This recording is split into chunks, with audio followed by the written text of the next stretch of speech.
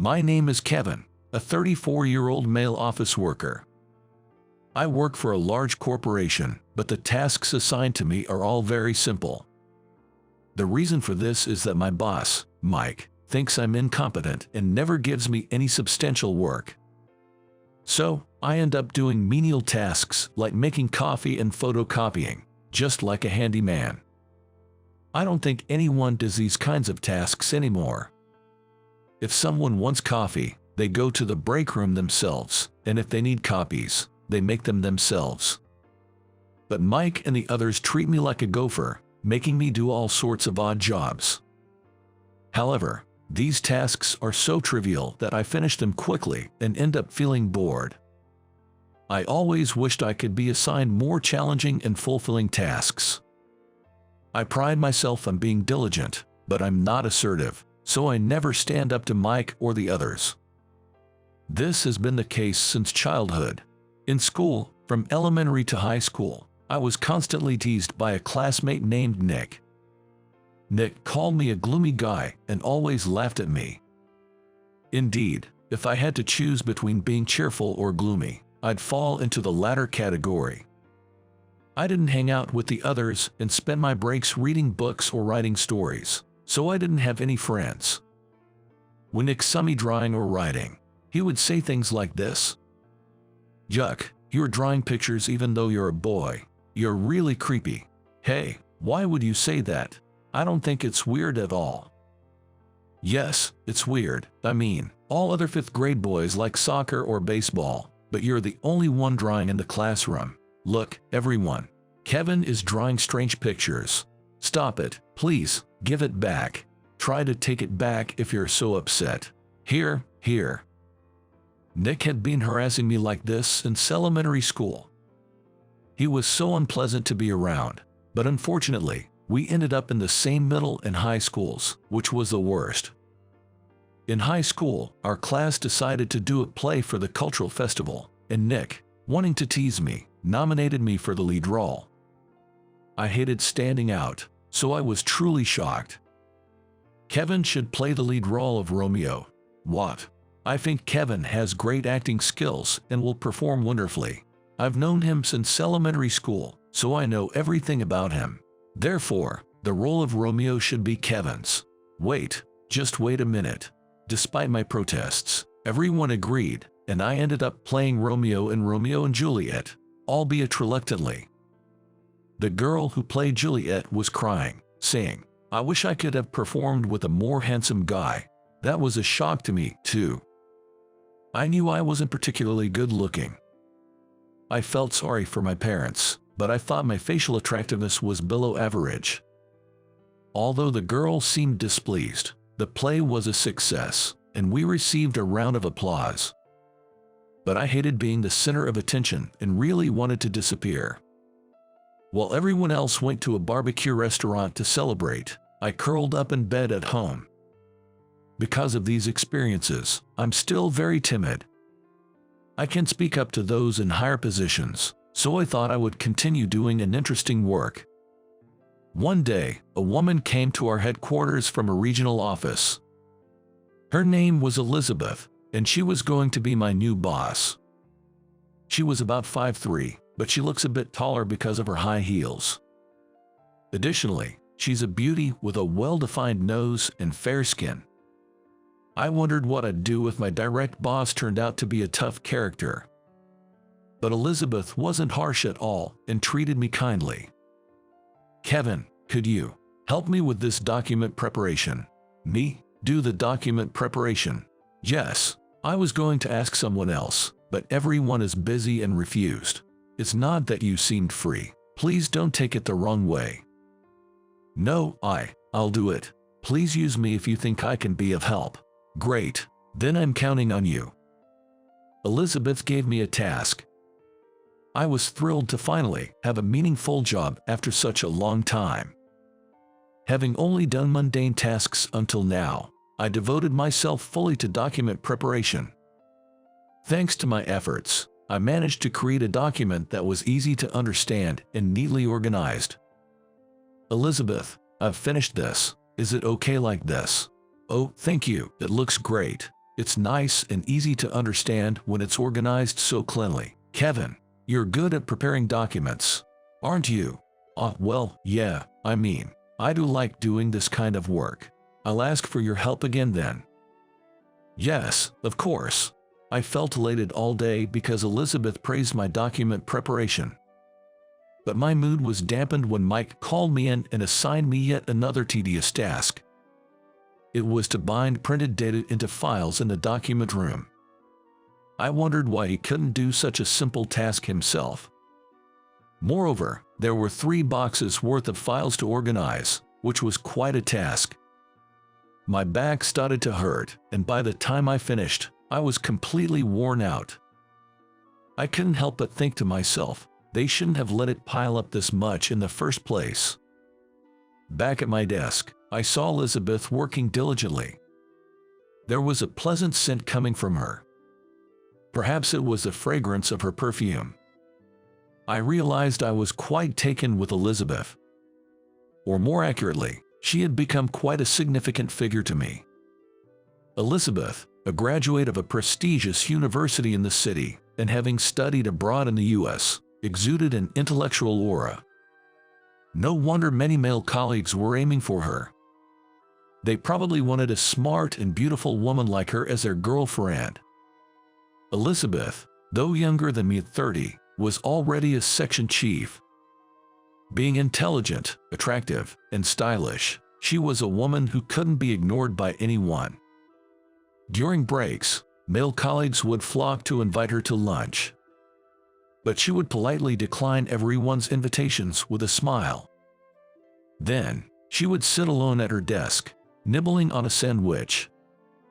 I also preferred eating deli lunches at my desk, so I felt a sense of camaraderie and was somewhat pleased by this similarity. I dislike crowded places like the cafeteria, and I hate going there alone. Once, when I went to the cafeteria by myself, a female colleague said, "Look, there's a loner," and laughed at me. Since then, I never went back. Eating at the popular lunch outside is a hassle because of the lines, and I'd have to rush my meal to get back on time. I didn't want to rush my meal, so deli lunches were more than enough for me. Elizabeth was kind to other female colleagues, but they said she was standoffish because she was an elite. I didn't see her that way. It seemed more like jealousy. She was attractive, had a good figure, and a solid education, so there was a barrier. Also, other female colleagues were married or had children. They would say to her, "You wouldn't understand because you're single." I felt sorry for Elizabeth. She might have her reasons for being single, and I wished they would just leave her alone. Middle-aged women would say, "You better get married soon, or you won't be able to have kids," which was none of their business. No one would want to hear such comments from their peers. Even if I were a woman, I thought I couldn't bear it. But Elizabeth never got angry. Instead, she always laughed it off. One day, Elizabeth said to me, "Could you accompany me to a business meeting tomorrow?" Me. "Yes, I want you to learn. We're planning to collaborate with company A to create food products for patients with a certain disease." Wow, really? Well then, I'll go. I'm not sure if I can be of any help, though. I'm just an inexperienced office worker, after all. Don't talk about yourself like that. You're working hard, aren't you, Kevin? Education and position don't matter. If you keep at it, you will be rewarded eventually. Yeah, you're right. I'll do my best. Please take me with you to learn. And so, we headed to the business meeting the next day. Our company, B Corporation, specializes in food products, and A Corporation is in the medical field. Elizabeth mentioned that we were developing food items for patients with a specific illness. I had read the materials she gave me beforehand, thinking about what we were planning to create. The focus was on patients with skin diseases.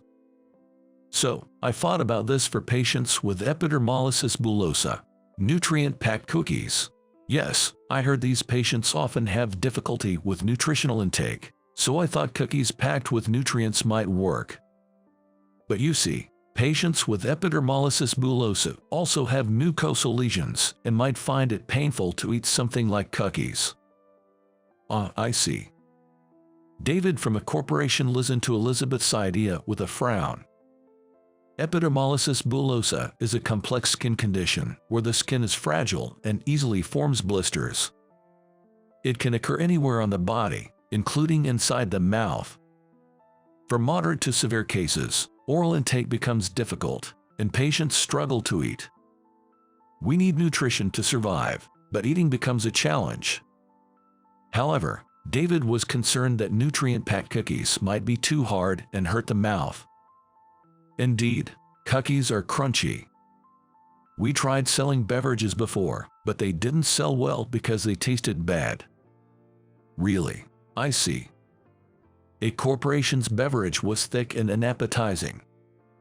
To put it bluntly, it felt undrinkable. The beverage was drinkable, but its thick, unpleasant texture and taste made people feel sick, especially children. What should we do? It's hard to find something that's both nutritious and enjoyable for everyone. You're a food company, right? Shouldn't you come up with something easier to eat or drink? Our company is a medical manufacturer, so you should be better at this, right? Yes, well, I had gathered opinions, and cookies seemed like a reasonable choice. Really? This is not going anywhere. We asked for your help because we're in trouble. This won't help the patients. I'm sorry, let me think about it again. But we have a tasting session for the patients next month. We can't wait any longer. Well, Elizabeth was in a tight spot. That's when I made a suggestion. How about chocolate or marshmallows? What? Think of chocolate that melts in the mouth, not the hard, crunchy kind. Maybe something with a texture like ganache. And marshmallows are soft and melt in the mouth, too. Plus, they can be nutrient-richer, even kids would enjoy it. And that sounds better than these prototype cookies. Yes, it's a good idea to market it as a snack that is easy to eat while still providing nutrition, rather than just as a dietary supplement. There are various types of this disease, and some types particularly affect the mouth and esophagus, causing blisters and erosions. So, we should highlight the melting texture. As for your company's beverage, it's a bit difficult to say, but it was quite thick and reminded me of barium. Exactly, I thought it resembled barium. It also reminded me of the nutritional drink my father had to consume when he was hospitalized with cancer. Unfortunately, the combination of ingredients made it taste bad. I thought about pudding or jelly, but they don't have a long shelf life. So, I thought melt-in-your-mouth candy would be better. What do you think, David? Yes, that makes sense. Pudding is easy to eat but has a short shelf life, and we want to produce a large quantity. Then let's go with chocolate and marshmallows. It's winter, so it'll be perfect for Valentine's Day. Oh, that's true. Please do that. Could you email us the details, Kevin? Yes, I'll send you a quote right away. Once I confirm it with my supervisor, I'll get back to you. Elizabeth looked at me intently. Her eyes were wide, probably wondering why someone like me, who she considered an inexperienced worker, would make such a suggestion. On the way back to the office, I explained to her that there are 4 main types of epidermolysis bullosa and the various treatment methods. Elizabeth nodded, taking notes and asking me questions. Kevin, you're really talented, aren't you? You said you were just an incompetent employee, but I don't see you that way. Perhaps you are someone with incredible knowledge. Ahaha, no way, that's not true at all. Come on, you must be a real elite, right? You probably attended a more prestigious university than I did and have lots of qualifications, right? Kevin, who are you really? Please, tell me honestly. Elizabeth's eyes were serious. Realizing it was futile to hide it any longer, I decided to reveal my background. I'm a college graduate. At least, that's true. Really? I thought so, but may I ask which university? I thought she was just asking out of curiosity. ABC Medical University. What? I graduated from the medical school. Actually, I have both a medical license and a lawyer's qualification. Wait, you're from the medical school, so you were a doctor? No, I passed the national medical examination but didn't become a doctor. And a lawyer too. Did you go to law school, Kevin? It's impossible to have such a background. No, that's the truth. Actually, I obtained my lawyer's qualification through the preliminary examination route. The preliminary examination route. I heard it's more challenging than passing the exam after graduating from law school. Kevin, why did you say you were just an incompetent employee? You're an incredible person with hidden academic credentials and background. Ahaha, well, I was only good at studying. I was always teased by classmates for that. I also wrote novels and drew pictures, but was told it was creepy. You're an incredible genius, like a modern-day Da Vinci. Amazing, Kevin. Thank you for helping me earlier. I was panicking and didn't know how to respond to David. Thank you so much. No, I'm not that great. I had hidden my educational background at the company. But I didn't lie about it during my job application, as that would be misrepresentation. I had correctly listed my university on my resume. However, at B Corporation, a large company, only HR and top management knew about my education, background, and qualifications. Mike and other colleagues probably thought I was just another graduate student. Since medical school is a 6-year program, they assumed I was a graduate student. Mike always yelled at me, saying, "You spent years in school and you are still useless." That's when I decided to play the part of an incompetent graduate. Rumor-loving people were spreading that I had attended a graduate school at some university. But I decided to act as if I had never attended any graduate school and was a hopeless person. There was a reason I pretended to be incapable. I became distrustful of people because of the harassment I faced from my classmate Nick. The only thing I loved was studying. So, I entered medical school, studied hard, and aspired to become a doctor. However, during my 6th year, a traumatic event occurred during my practical training. A little girl with a rare skin disease, who was under my care, passed away. She had a skin condition and succumbed to an infection. People with skin diseases are prone to infections, so care is crucial. But even with careful attention, fragile skin easily becomes infected. I wished such diseases didn't exist in this world. At the same time, I realized that doctors can't save everyone. My parents had paid for my education, so I took the national exam but decided not to become a doctor. I wondered if there was another way to help people, so I decided to become a lawyer. Of course, I had no time or financial support to attend law school. So, I chose to take the legal bar preliminary examination. First, I had to pass the preliminary exam to qualify for the actual bar exam. Frankly, I think it's more challenging than passing the bar exam after graduating from law school. But I passed and later completed my legal training, obtaining a lawyer's qualification. However, another tragedy struck then. My mentor was victimized by a vengeful client and suffered terribly. Eventually, my mentor passed away. I decided to become a lawyer to help others, but the thought of being resented like that was unbearable. So, I chose to work as a regular office worker instead. During interviews, I was repeatedly questioned whether I, a medical school graduate with both medical and legal qualifications, wanted to be a regular employee. But I just wanted a peaceful life, so I gave non-offensive, standard answers. That's how I ended up here. Initially, I was enthusiastic about my work, but I started being called overeager for my age and a nuisance, so I stopped trying. Most of the new graduates were from 4-year colleges, unlike me, who spent years in medical school and legal training. I was treated as a useless person just because I was older, but I didn't care anymore. Indeed, the work assigned to me wasn't interesting, and I wanted something more fulfilling, but I hated being in difficult situations. I just didn't want to take on any responsibility. But this time was different. Elizabeth was in trouble, and I wanted to help her. Since she had recently been paying attention to me, I just thought about what I could do for her. When I shared my past with Elizabeth, she had tears in her eyes.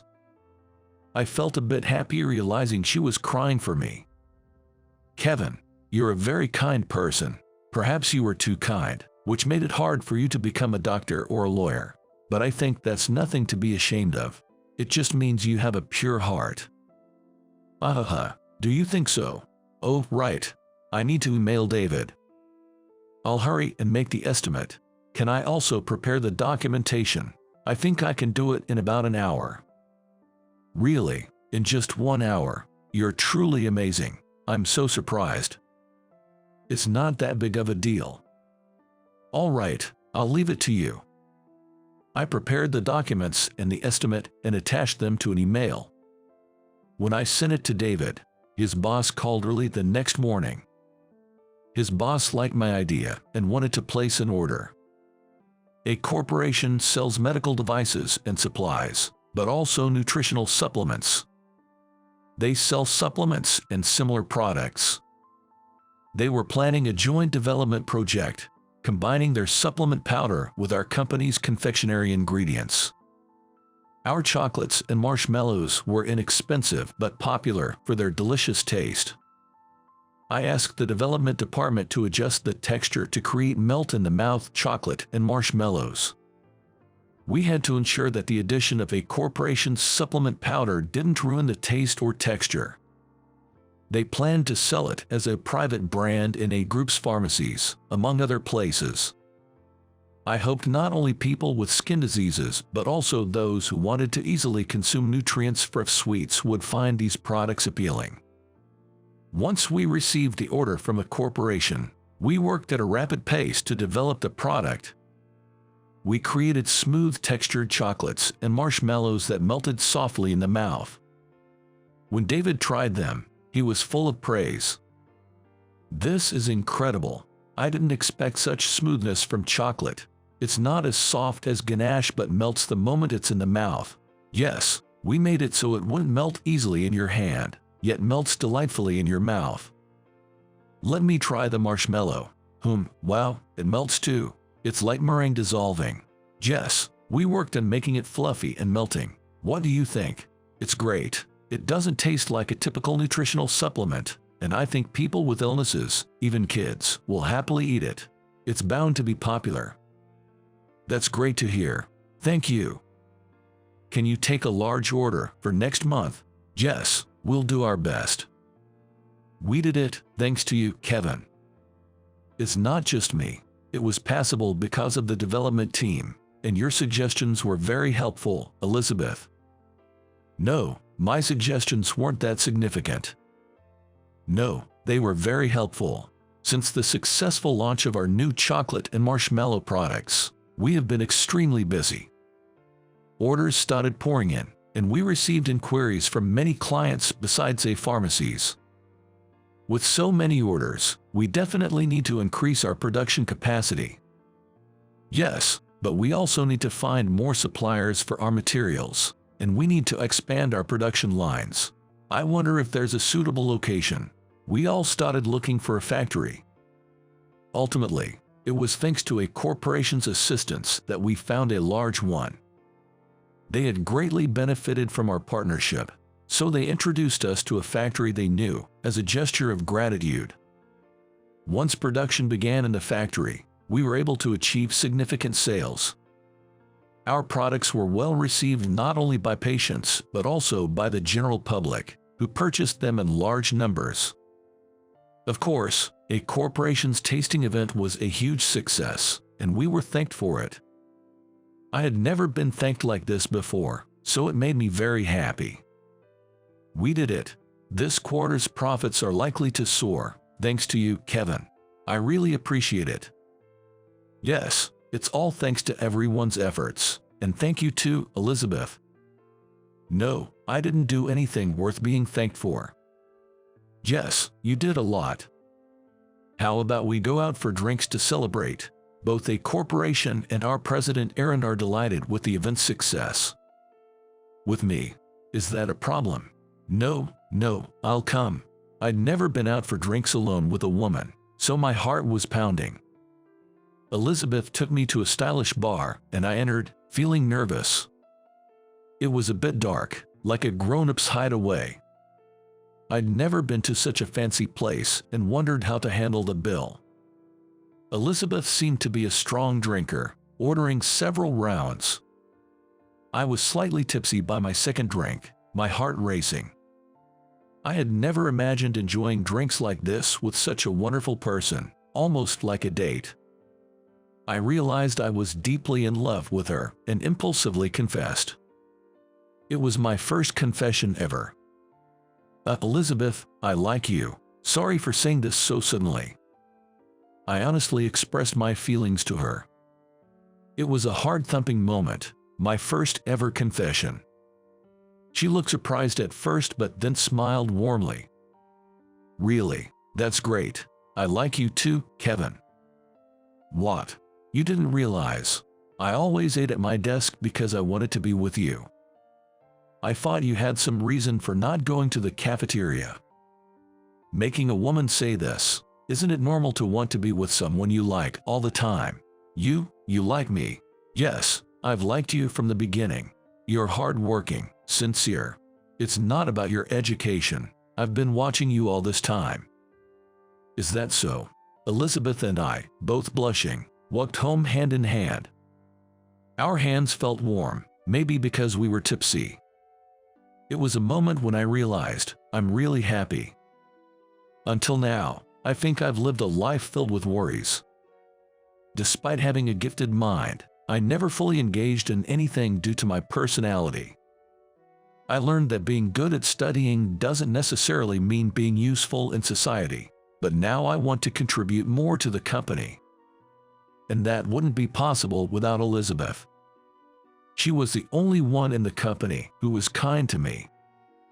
Afterward, we introduced each other to our friends and spent more time together. We went on drives, visited delicious restaurants, and even went to the pool in the summer, creating many memories. We were dating, but we kept our relationship a secret at the company. However, it gradually became known. Around that time, Elizabeth had started talking to the other female employees. She had been disliked by some for being perceived as overly intellectual, but those employees apologized to her. Then, one day, we decided to meet each other's families. Elizabeth's family was very warm and welcomed me as a new member of their family. My family also welcomed Elizabeth with open arms. With the blessings of both our families, our bond grew even stronger. Eventually, we decided to get married. I was extremely nervous when proposing, but seeing Elizabeth's joy made me realize that spending a week choosing the engagement ring was worth it. On the wedding day, seeing Elizabeth in her dress, I was struck by her beauty. And when she smiled and said, "Thank you for everything. I love you," I felt I was at the peak of happiness. Since then, we have been living a happy married life. Meeting Elizabeth was the greatest fortune of my life. Without her, I wouldn't be the person I am today. We vowed to support and encourage each other and face life's challenges together. Our days are filled with happiness. From now on, I will do everything in my power for my wife.